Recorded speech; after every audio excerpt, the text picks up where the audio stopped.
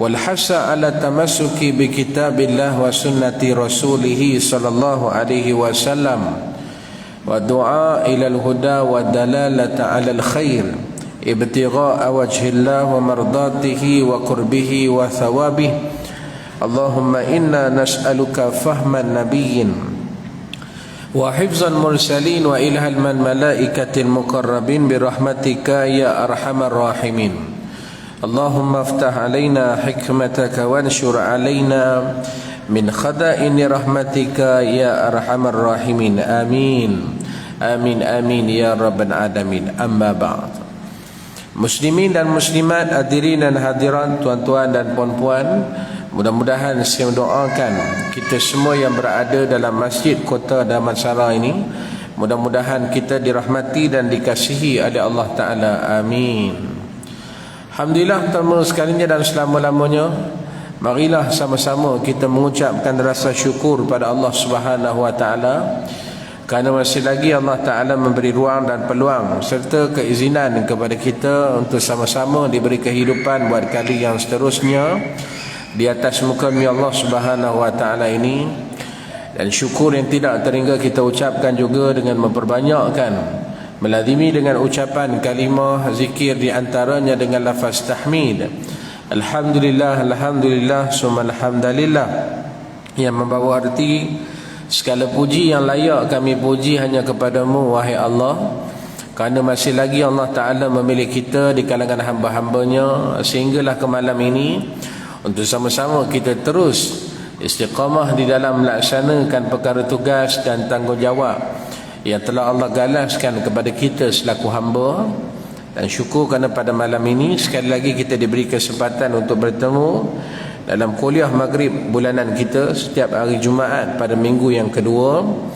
Jadi sementara kita nak menunggu masuknya waktu isyak pada 8.45 pada malam ini, saya mengajak tuan-tuan, marilah sama-sama kita menghayati beberapa lagi buah hadis mengikut kesempatan antara masa maghrib isyak ini. Jadi saya nak bawa tuan-tuan tajuk iaitu keadaan Sayyidina Abu Bakar, Sayyidina Umar dan juga sahabat-sahabat yang lain ketika mana mendapat khabar berita wafatnya baginda Nabi Muhammad sallallahu alaihi wasallam. Tuan-tuan yang dirahmati Allah Ta'ala sekalian, satu hari kata Abdullah bin Abbas, Bismillahirrahmanirrahim, Ani ibni Abbasin radhiyallahu anhuma anna Abu Bakrin radhiyallahu anhu kharaja wa zalika ba'da wafati Rasulillah sallallahu alaihi wasallam wa Umar yukallimu an-nas faqala ijlis fa aba fatashahada Abu Bakrin radhiyallahu anhu famala ilayhi an-nas wa taraku Umar faqala amma ba'd فمن كان منكم يعبد محمدا فإن محمدا قد مات ومن كان يعبد الله فإن الله حي لا يموت قال الله عز وجل وما محمد إلا الرسول قد خلت من قبله الرسل إلى شاكرين والله لكأن الناس لم يكونوا يعلمون أن الله أنزل هذه الآية حتى تلاها أبو بكر رضي الله عنه فتلقاها الناس منه فلم يسمع بشر إلا يتلوها أو كما قال صلى الله عليه وسلم. Tuan-tuan dan puan-puan yang dirahmati Allah Subhanahu wa Ta'ala, daripada Sayyidina Abdullah bin Abbas radhiyallahu anhu, katanya satu hari Abu Bakar telah keluar, dan demikian itu ialah selepas daripada kewafatan baginda Nabi Muhammad sallallahu alaihi wasallam. Dan Umar sedang bercakap-cakap kepada manusia, maka ia berkata, duduklah engkau. Maka Umar enggan, lalu mengucap syahadah Abu Bakar. Maka datanglah kepadanya manusia dan mereka meninggalkan Umar Kemudian ia berkata, adapun sesudah itu, maka barang siapa daripada kamu yang menyembah Muhammad, maka bahawasanya Muhammad telah pun mati. Dan barang siapa yang menyembah Allah, maka bahawa Allah itu hidup dan tidak mati. Firman Allah Subhanahu wa taala, "Wa ma Muhammadun illa rasul qad qalat min qablihi rusul", sehinggalah asy-syakirin. Membawa erti, dan tiadalah Muhammad melainkan ia adalah persuruh Allah. Sesungguhnya telah berlalu sebelum beberapa orang rasul.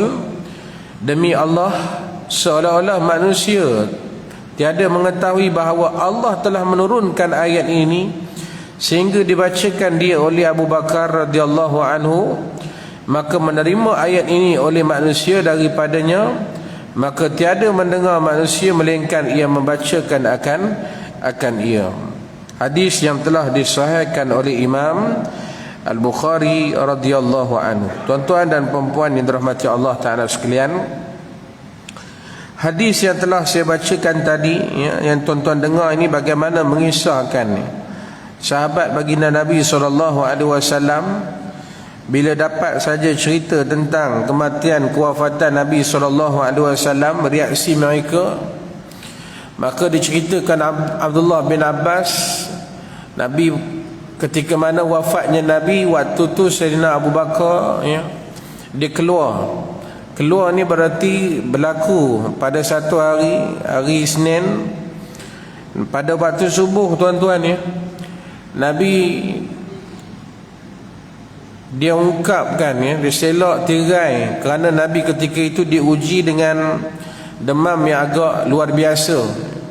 Nabi dah tahan ni hampir kat 3 tahun, kerana pernah satu ketika mana Nabi SAW bersama dengan para sahabat berperang dengan satu peperangan yang namanya peperangan Khaybar, yang berlaku pada tanggal 629 Masihi. Ketika itu tentera Islam bertempur dengan tentera Yahudi Khaybar, yang mana terdiri daripada puak Qainuqa dan juga Nadir. Dan Khaybar ini, kalau ikut kedudukan dia, 93 batu, jarak dia daripada Madinah kurang lebih 150 km. Maka dalam peperangan tersebut, Nabi pimpin hampir kat 1,600 orang, menentang orang Yahudi laknatullah ni hampir kat 14,000 orang, ramai. Jadi alhamdulillah Allah Ta'ala memberi kemenangan kepada tentera Islam yang dipimpin sendiri oleh baginda Nabi Muhammad SAW. Dalam meraihkan kemenangan itu, sahabat-sahabat seronok dengan kuantiti sikit. Kita dapat tewaskan hampir kat 14,000 di kalangan tentera Yahudi. Cuma dalam kegembiraan itu, tiba-tiba datang seorang makcik, datang seorang perempuan daripada puak Yahudi ni, namanya Zainab binti Haris. Zainab binti Haris ni, dia bawa hadiahkan kepada sahabat-sahabat ni, masakan kambing yang telah dimasak. Kita umpama kalau macam kambing panggang macam itulah.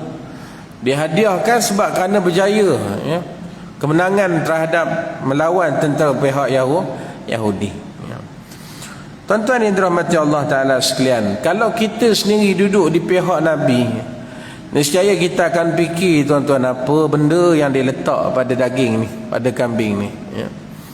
Sebab mustahil Yahudi, tuan-tuan, mereka ni akan lapang dada terhadap kita orang Islam, kerana Allah sendiri dah menyebut bahawa dalam surah Baqarah ayat 120, lan tarda ankal yahudu walan nasara hatta tattabi'a millatahum. Yahudi dengan Nasrani ini, dia tidak akan berlapang dada kepada kita orang Islam ni selagi mana kita tidak ikut jejak langkah dia. Baik itu dalam hadis akhir zaman, Nabi menceritakan bahawa Yahudi ni dia akan pastikan kita orang Islam ni jadi follower dia, shibran bi shibrin, sejengkal demi sejengkal jarak kita dengan dia, zira'an bi zira'in, sahasta demi sahasta, hatta law dakhalu fi juri dhab lattaba'tumuhum aw kama qala. Sehingga mereka nak pastikan kalau mereka masuk dalam lubang biawak pun kita pun masuk. Macam tu punya Yahudi ni, dia akan pastikan kita ni tuan-tuan ya, ikut mereka. Tapi Nabi ni tuan-tuan, seorang manusia yang tak ada langsung kita kata dendam ya. Dia tidak ada perasaan yang sangka buruk ya. Walaupun benda tu orang dah letak satu benda, dia ambil juga makan tuan-tuan ya. Maka sahabat-sahabat bila sebut kambing ni tuan-tuan ya, kambing, bila sebut kambing tak pernah orang tolak. Dulu waktu saya jadi imam dulu, kalau orang ajak pergi tahlil tuan-tuan, saya tanya, Datuk malam ni makan apa? Kambing. Okey. Pakcik makan apa? Bihun goreng. Cari imam lain lah. Kan kita pun di mana makan kambing. Oh, siapa pernah tolak? Kita sendiri pun tak tolak. Jadi sahabat bila dengar tuan-tuan makan hari tu special, kambing pula makan. Sahabat dia ada di kalangan sahabat yang meninggal, wafat ketika itu. Cuma Nabi kita Muhammad SAW ini mukjizat dia. Allah Ta'ala ni tuan-tuan, kambing tadi, dia boleh bercakap, sesungguhnya aku telah diracuni oleh perempuan nama Zainab binti Jahsh. Tu pun dah masuk dalam mulut. Maka meracun tadi tuan-tuan sedikit sudah meresap dalam badan baginda Nabi Muhammad SAW. Nabi tahan hampir kat 2-3 tahun juga ya. Maka tak tahan, akhirnya Nabi demam panas hampir kat 2 minggu. Waktu 2 minggu tu Nabi tak keluar ya. Yang jadi imam waktu tu bila Saidina Bilal azan qamat, yang jadi imam bukan Rasulullah tapi Saidina Abu Bakar. Jalan hari demi hari, masuk minggu ke minggu. Maka satu hari Nabi pun waktu subuh, sebelum subuh tu Nabi selak lansi, sahabat seronok. Apa sebab? Lama sangat dah tak jumpa, tengok Nabi senyum macam tu. Lama sangat dah tak tengok Nabi tuan-tuan ya. Bayangkan seorang kekasih Allah Ta'ala, kalaulah kita tak dapat tengok dia sehari ni, tak senang duduk kita ya. Macam mana tuan-tuan, kan ustaz sebulan sekali kat sini, nak jumpa ustaz ni, Ustaz Jalil balik, rindu juga. Rindu ke tidak? Rindu. Jawapan paksa nampak sebab duduk depan sekali kan. Rindu. Kita kalau tak jumpa mak kita pun ya Allah kan, rindu. Tapi sekarang alhamdulillah teknologi ni tuan-tuan mudah kita nah.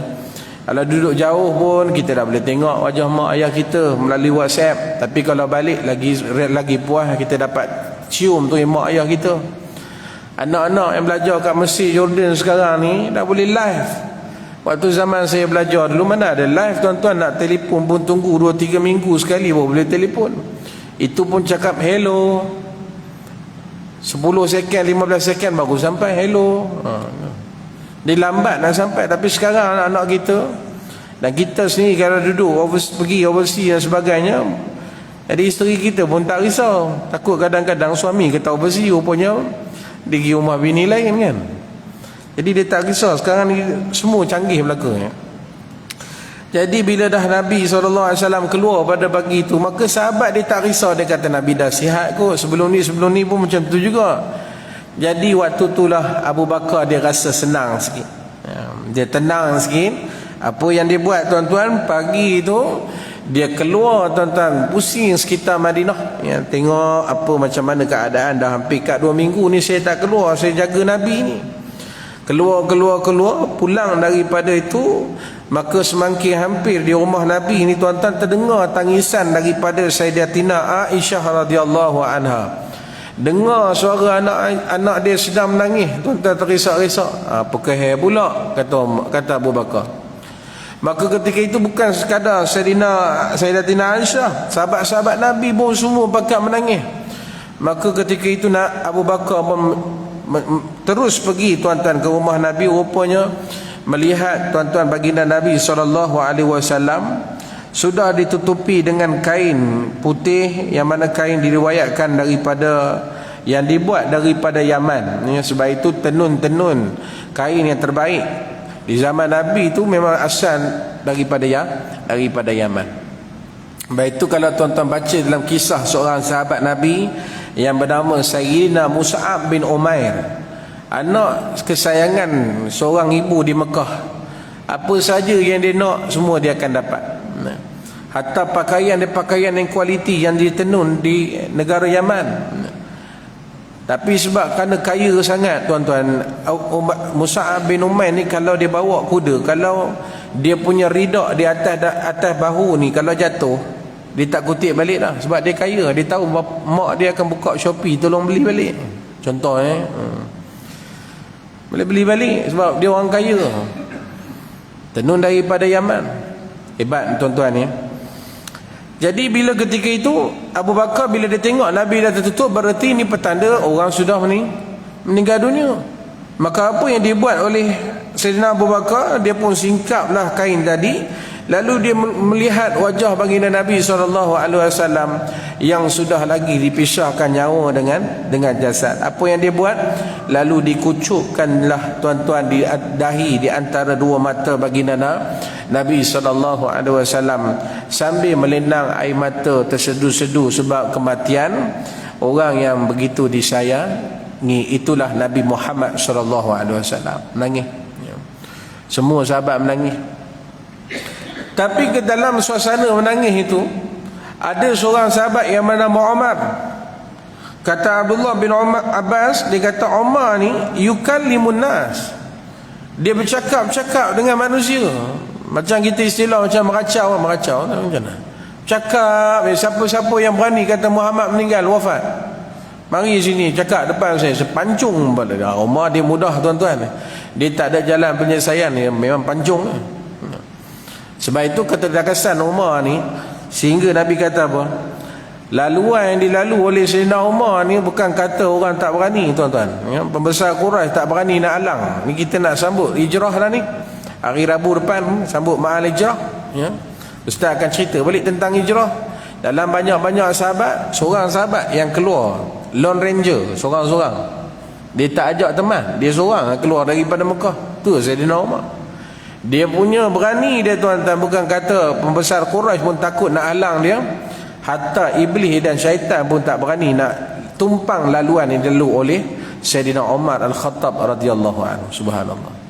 Ni saya cerita Sayyidina Umar ya, bukan Haji Umar. Haji Umar banyak cerita. Gangguan banyak kan. Sayyidina Umar makcik. Jadi dialah tuan-tuan waktu buat bising, dia kata siapa-siapa yang berani kata Muhammad meninggal, mari aku pancung kepada dia. Dia macam. Maka ketika itu Abu Bakar bila tengok bising sangat di luar tu, orang semua menangis sebab kematian Nabi kita Muhammad SAW. Tapi dia duduk sebut seorang-seorang. Orang pun peliklah tengok Umar ni, seolah-olah macam tidak menerima hakikat kehidupan ini pasti akan menemui saat kematian. Lalu apa yang dikatakan oleh Sayyidina Abu Bakar kepada Umar, wahai Umar, ijlis, awak duduk. Duduk. Rupanya cara tuan-tuan kita nak menenangkan orang sedang marah ni, suruh dia duduk. Suruh dia duduk. Awak duduk Umar. Maka apa reaksi Umar? Fa'abah. Dia tak nak dengar kata Sayyidina Abu Bakar As-Siddiq radhiyallahu anhu. Lalu bila Nabi Abu Bakar dia tengok tuan-tuan gelagat Sayyidina Umar ni, dia lagi terus meracau. Apa yang dia buat oleh Sayyidina Abu Bakar? Fatasyahada, dia pun mengucap syahadah kuat-kuat, asyhadu an la ilaha illallah wa anna Muhammadar Rasulullah. Kuat-kuat dia bagi tahu pada sekian sahabat, saksilah bahawa tidak ada Tuhan selain daripada Allah dan Nabi Muhammad pesuruh Allah. Bila Abu Bakar memulakan introduction dengan bersyahadatain, maka sahabat-sahabat yang tadi semua duduk dengan Abu Bakar tadi berpindah menuju kepada Sayyidina Umar, Sayyidina Abu Bakar. Yang kerumun Sayyidina Umar tadi semua berpindah menuju ke Sayyidina Abu Bakar As-Siddiq radhiyallahu anhu. Tinggal wa taraku Umar, maka tinggal Umar seorang-seorang kat situ. Biar mengacau seorang-seorang. Maka apa kata Sayyidina Abu Bakar? Amma ba'd. Ini permulaan tuan-tuan, yang perkataan yang apabila seseorang itu bila dia nak bercakap, nak berceramah, nak tazkirah apa semua, maka salah satu sunnah Nabi sebelum nak masuk satu-satu benda, Nabi akan keluar perkataan ni, amma ba'd. Baik itu kalau tuan-tuan perasan, kalau setiap kali khutbah kan, dia akan sebut perkataan amma ba'd. Perasan tadi? Kalau tak perasan tu tidur lah tu confirm kan. Biasa ya ayyuhallazina amanu taqullaha haqqa tuqatih, wahai sekalian orang-orang yang beriman, takutlah kepada Allah. Dia takut sungguh sampai tunduk, akhirnya tertidur. Takut sungguh. Jadi lepas tu Nabi khatib dia akan kata amma ba'd. Adapun selepas daripada itu, bermulalah tuan-tuan ucapan daripada Sayyidina Abu Bakar kepada sahabat. Apa kata Sayyidina Abu Bakar? Faman kana minkum ya'budu Muhammadan fa inna Muhammadan qad mas.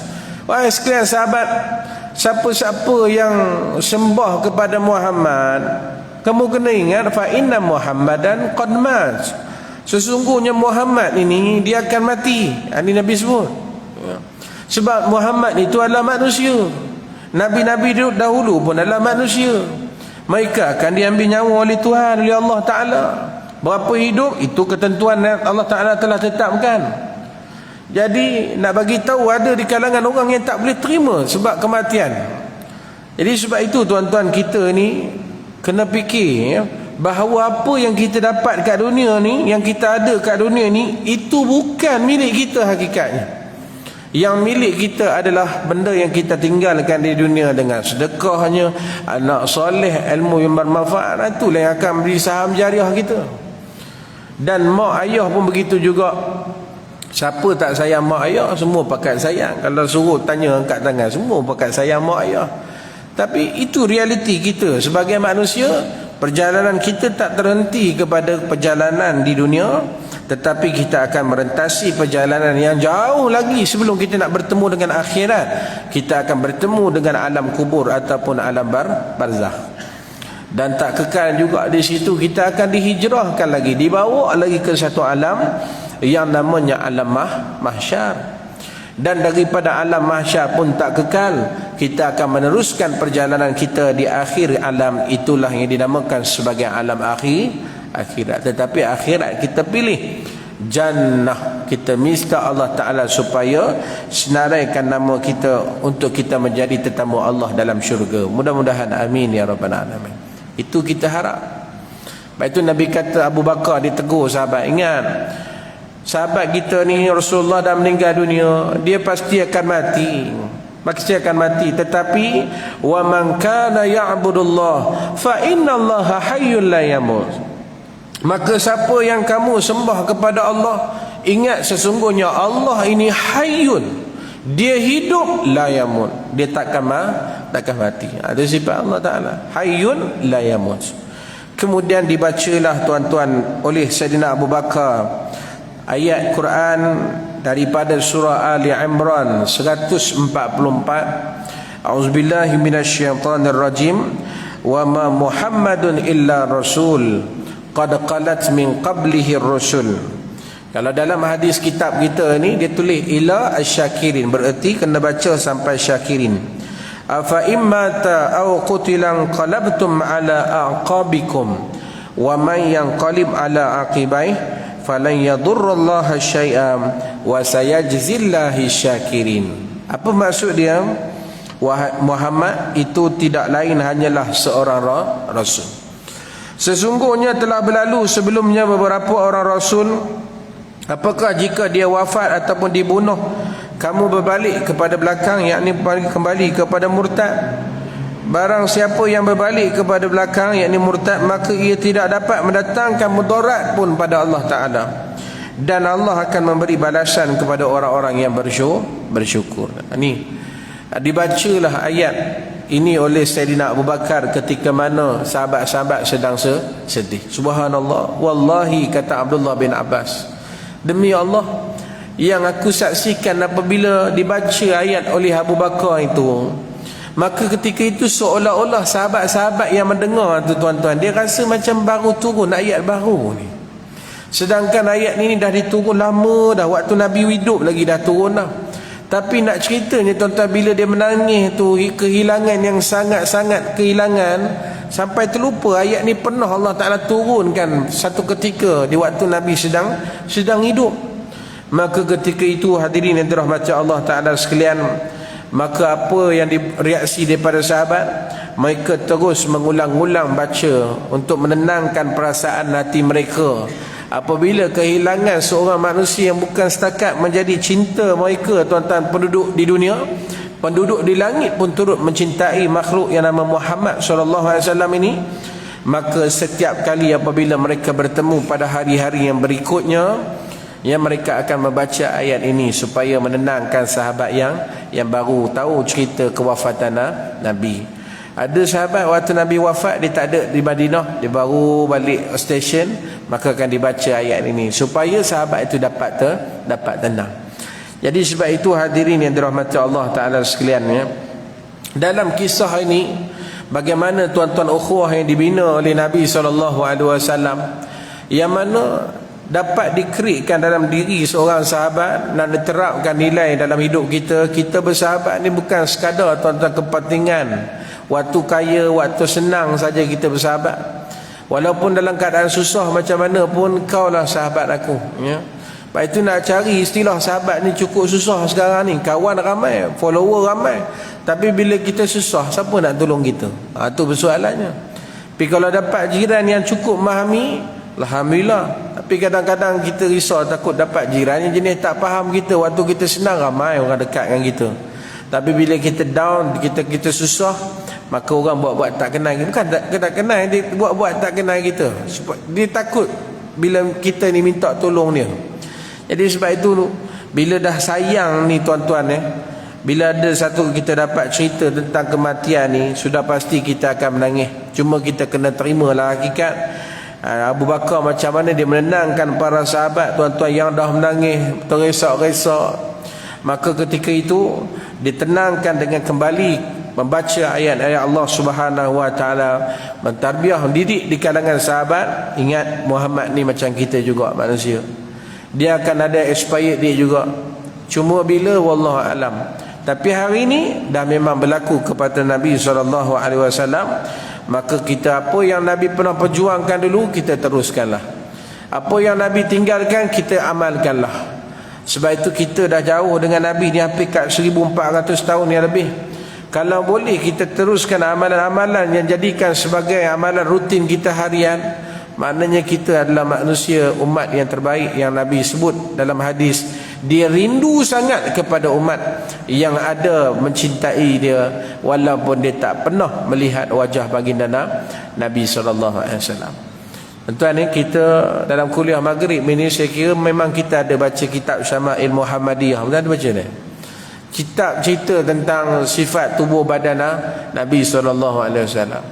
Kita dengar ustaz duk cerita Nabi macam ni, macam ini, rambut Nabi berjalan macam ini, Nabi dengan sahabat macam ini. Kita tahu sebab kita dengar bacaan hadis. Hadis itu yang telah sahih diriwayatkan di kalangan para sahabat, min kibarus sahabah.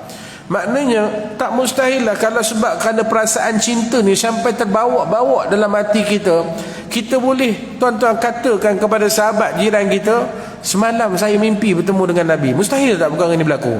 Tak mustahil. Sebab memang kita belajar yang itu adalah Nabi kita Muhammad SAW.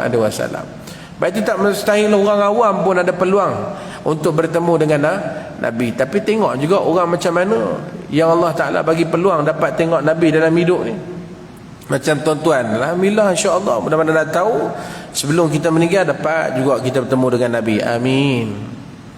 Tapi kalau orang yang tak pernah duduk dalam majlis ilmu, semayang jemaah pun tak pernah, jarang-jarang, semayang pun setahun 2 kali, semayang raya je.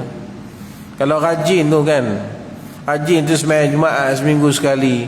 Kalau dia kata Bilal, sepanjang hidup Bilal atas dunia 60 tahun, pernah tak jumpa Nabi? Saya tak pernah lagi jumpa Nabi. Alhamdulillah, saya bertemu dengan Nabi semalam. Bilal yang istiqamah 5 waktu pun tuan-tuan tak jumpa. Dia yang tak pernah jarang-jarang datang boleh jumpa. Pelik kita. Lepas tu kita cakap, haji betul-betul ke jumpa Nabi, ke jumpa Ayah Pin, begitu. Kita risau juga, takut dia bukan jumpa Nabi, sebab dia tak tahu susuk tubuh badan Nabi macam mana. Tapi dia boleh kata tu Nabi Muhammad SAW. Jadi sebab itu percintaan, kisah cinta kepada kalangan sahabat ni, sehingga apabila mereka meneliti ayat-ayat Allah Subhanahu Wa Taala, mereka yakin bahawa apa yang ada di dunia ni bukan milik kita yang kekal abadi. Sesungguhnya yang kekal abadi adalah cinta yang hakiki, adalah kita beramal untuk kita tanamkan mahsulnya kita akan tuai di negeri akhirat suatu hari nanti. Subhanallah. Tuan-tuan yang dirahmati Allah, ada satu kisah tuan-tuan yang dirahmati Allah, Nabi pernah cerita Dulu pada di zaman Bani Israel, Nabi Musa alaihi salatu wassalam, pernah diceritakan ada seorang pemuda yang hidup dia, tuan-tuan, memang tidak cukup disenangi oleh masyarakat. Dia ni kira tak bercampur dengan masyarakat lah, mudah faham ya. Orang kita ni cepat hukum kan. Jadi bila dia tengok kawan ni dia tak bercampur dengan masyarakat, sehingga dia ajak untuk di pulaunya pula. Jadi pemuda ni diriwayatkan hidup dia hampir kat 200 tahun Allah panggil usia panjang umur dia. Jadi biasa kalau umat-umat terdahulu, memang kalau panjang umur tu perkara biasa kan. Nabi Nuh sendiri pun hampir kat 1000 tahun, 950 tahun, panjang umur-umur. Jadi kalau kita duduk zaman tu, kalau kita tanya pakcik berapa umur, kalau dia boleh jawab, alhamdulillah baru 450, tu biasa. Tapi kalau sekarang tanya pakcik yang sandar ujung sekali tu umur berapa, alhamdulillah setakat ini 747. Jangan duduk sebelah dia. Tu kat manusia tu kan. Umur biasa 60-70 tahun ya, kan. Paling panjang pun kalau ada masyarakat ni mungkin 100 tahun ada kot, ada ni. Susah juga nak curi ya. 100 tahun susah juga nak jumpa ya. Baru ni saya jumpa ada seorang makcik di PJ ya. Sambil-sambil makan tu dia datang. Saya tak kenal, tapi yang meniaga tu dia kata ni dah umur kat 98 tahun lah. Masih lagi kuat. Cina ya. Rupanya tanya dia, tuan-tuan ya, dia makan apa, saya tengok dia order, dia makan kangkung goreng. Kangkung goreng. Kangkung goreng tu kita punya celah gigi ya, tengok.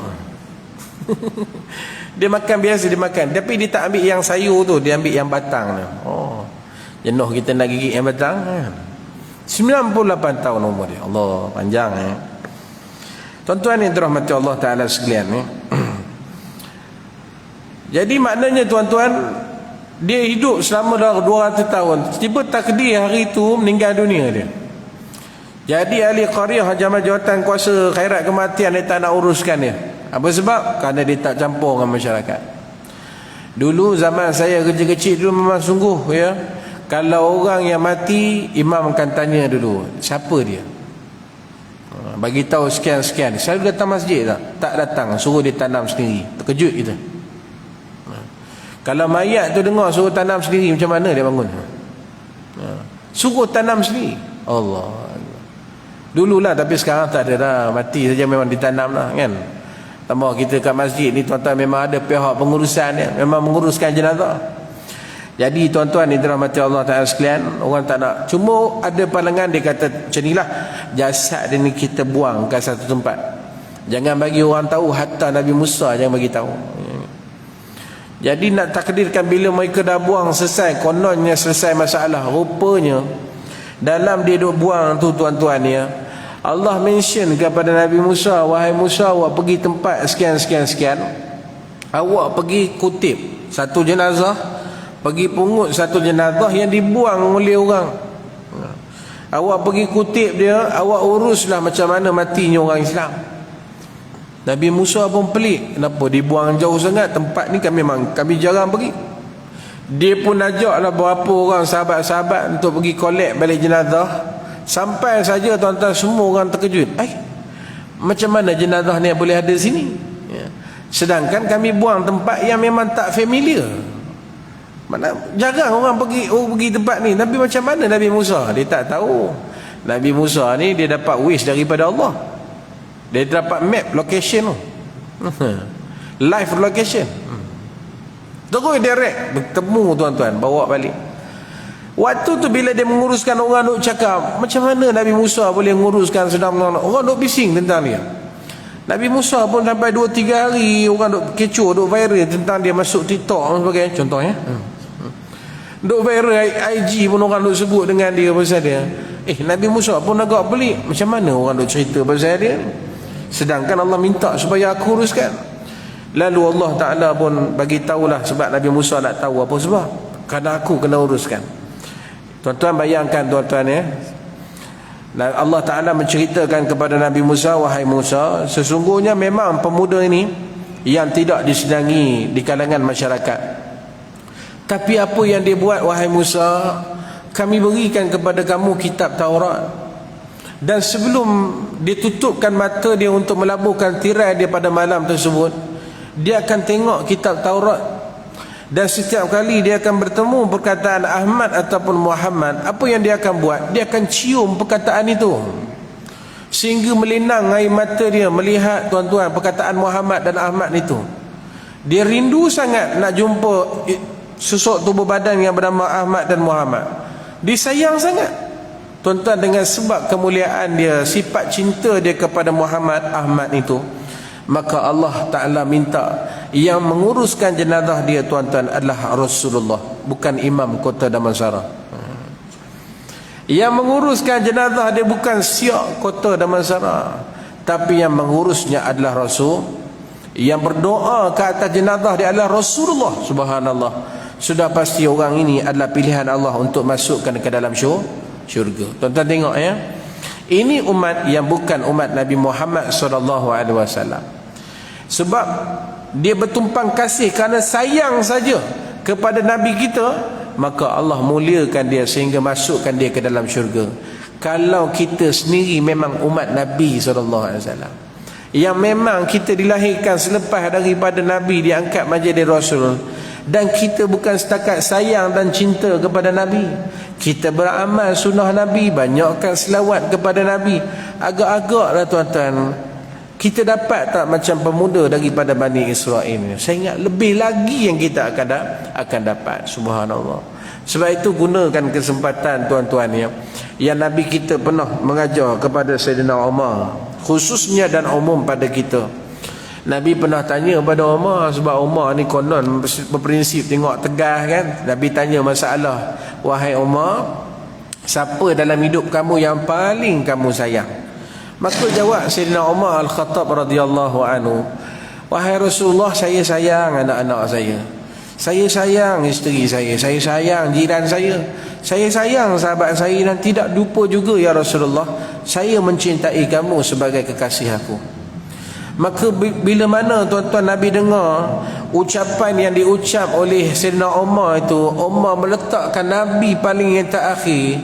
Nabi tegur Sayyidina Umar. Nabi kata, wahai Umar, la yu'minu ahadukum hatta akuna ahabba ilaihi min walidihi wa walidihi wan nasi ajma'in. Wahai Umar, tak beriman seseorang daripada kamu kalau kamu tak sayang aku melebihi kamu sayang diri kamu, melebihi kamu sayang anak-anak kamu, melebihi kamu sayang isteri-isteri kamu, suami-suami kamu, melebihi kamu sayang, ya, daripada manusia seluruh alam. Berarti Nabi suruh kita meletakkan dalam hidup cinta yang akan membawa kekalnya kebahagiaan di dunia dan akhirat, Allah dan Rasul. InsyaAllah, tuan-tuan yang dirahmati Allah Ta'ala sekalian, masuk dah waktu isyak, jadi kita berhenti sekejap. InsyaAllah kita akan sambung sikit lagi selepas ini. Wallahualam.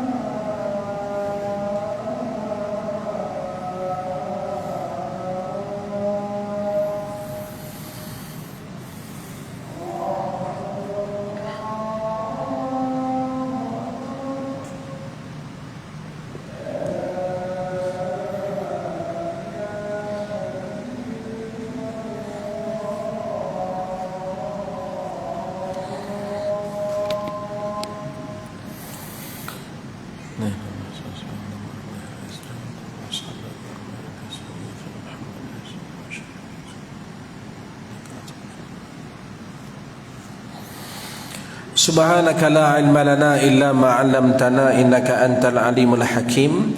La haula wa la quwata illa billahil alil azim. Tuan-tuan sidang muslimin dan muslimat, hadirin hadirat yang dirahmati Allah Ta'ala sekalian. Tuan-tuan, sikit lagi saya nak sebut tuan-tuan ya. Baik, kalau kita melihat tentang kisah tadi, maknanya berlaku tangisan ataupun sahabat-sahabat menangis ya. Dalam Islam bagaimana pandangan menangis ketika mana berlaku satu-satu kematian, boleh ataupun tidak ya. Jadi berdasarkan kepada sebuah hadis riwayat Imam Bukhari juga, bagaimana Nabi pernah tuan-tuan ya mendapat cerita khabar daripada ya anaknya bahawa cucu dah meninggal dunia, anak perempuan. Cuma tidak disebutlah anak perempuan tu siapa, Zainab ataupun Ruqayyah ataupun Fatimah. Lalu Nabi kita bila sampai saja rumah ya, anak Nabi perempuan ni, ketika itu anak perempuan Nabi pun letaklah ya cucu dia atas riba Tok Wan dia ya, ataupun Tok Ki. Bila Nabi tengok tuan-tuan, Nabi tengok menitih air mata Rasulullah sallallahu alaihi wasallam. Sahabat agak pelik, antaranya Saidina Sa'ad bin Ubadah, Muaz bin Jabal dan Ubay bin Ka'ab, Zaid bin Sabit. Dia agak pelik sebab kerana Nabi pernah tegah dalam bab menangis ketika mana ada berlaku satu-satu kematian. Jadi macam mana Nabi cakap kemudian Nabi buat pula? Maka dia tanya kepada Rasulullah, "Mahadha?" Wahai Rasulullah, ni apa cerita ni? Seolah kita kalau cakap tak semua bikin kan? "Mahadha?" Apa ni ya Rasulullah? Maka jawab Nabi SAW, "Hadhihi rahmatun ja'alaha Allah fi qulubi ibadihi." Inilah satu rahmat sebenarnya, kasih sayang, seperasaan kasih sayang. Normal fitrah manusia kalau ada kematian mesti kita ada menangis, akan menangis punya. Ke bila tuan-tuan jumpa kematian gelak, kahak sampai keluar gigi. Kita menangis sebab kesedihan kematian seseorang yang kita sayang. Hazi rahmah, kata ini fitrah manusia. Dan Allah Ta'ala jadikan fitrah ini pada diri seorang manusia normal. Orang bila sedih dia akan menangis, itu normal. Dan ingat, fa inna ma yarhamullahu min ibadihi rahmah. Allah Ta'ala dia sayang dan dia suka kepada ada orang hamba-hambanya yang ada sifat pengasihani, sayang macam ni ya. Jadi maknanya yang ni menangis yang macam tidaklah sampai seperti mana menangis yang dilarangkan oleh Nabi SAW. Nabi kata, "Laisa minna man darabal khudud wa syaqqal juyub wa da'a bid'wa jahiliyah." Nabi kata bukan daripada golongan kami mereka yang menangis ni sampai menampar pipi. Tunjuk ni. Kan kita ada jenis fahaman gitu. Ni kat 10 Muharram ni keluar pula buat-buat ni. Kan? Kalau tuan-tuan tak ajar, tuan-tuan type kat di YouTube, tuan-tuan tulis Syiah di Iran, dia akan tunjuk lah mereka ni buat tanda kematian Sayyidina Ali ni sampai dia sanggup mencederakan diri mereka ni, tampar pipi. Tak cukup pada tu, ada yang sampai ekstrim ni, yang cemeti di badan belakang sampai berdarah belakang. Saya nak bawa tuan-tuan fikir ni lah, kalau betul lah itu amalan yang dituntut dalam syarak ya. Yang cakap tu ulama, yang cakap tu ustaz dia bercakap tu dia buat tak? Itu soalan. Kalau dia buat, kita ikut. Tapi dia bercakap, dia suruh orang buat, dia tak buat pun, dia duduk rumah makan anggur. Yang buat orang bawah-bawah ni, dia cemeti belakang sampai mudaratkan diri, sampai melibatkan kematian, masuk ICU sebagainya. Jadi maknanya perkara ni, kata Nabi, bukan jadi amalan kami. Dan begitu juga orang yang menangis tuan-tuan, meratap dengan sebab kerana kematian tu sampai mengoyak-ngoyak pakaian ni. Menangis tu. Ini bukan amalan kami, kerana dia disebut sebagai ucapan amalan-amalan jahiliyah. Ini bukan amalan yang dianjurkan dalam agama. Berarti dalam Islam ini tidaklah tuan-tuan yang mengharamkan menangis dalam berlaku kematian, tapi yang tak boleh sampai ekstrim, sampai tampar muka ya, koyak-koyak pakaian. Dan benda ni kalau di Mesir ni tuan-tuan, tempat saya belajar dulu, kalau ada orang mati memang dia meraung-raung dia meraung sungguh. Kalau ada kematian tu memang kita dah tahu dah bunyi yang ni confirm bawah ada meninggal dunia lah. Dia kalau menangis macam tu. Tapi kalau sambut happy birthday, kalau dia ada sambut kahwin, dia bunyi juga. Tapi dia tak bunyi macam tu, dia bunyi macam ni. Macam tu. Habis dengar tu seronok lah tu. Adalah berita-berita happy birthday ke apa kan. Tapi kalau menangis ni, dia meratap sungguh. Allahu Akbar.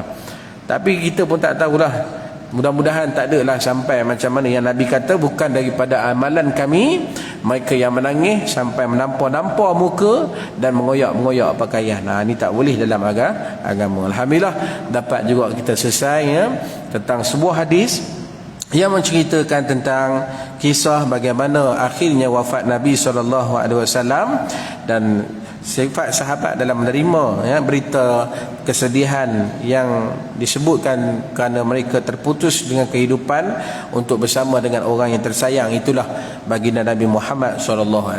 Ya, sekadar itu tuan-tuan pada malam ini, insya-Allah mudah-mudahan yang baik daripada Allah, yang lemah kelemahan daripada saya sendiri. Aqulu qouli hadza wa astaghfirullahal azim li wa lakum. Assalamualaikum warahmatullahi wabarakatuh.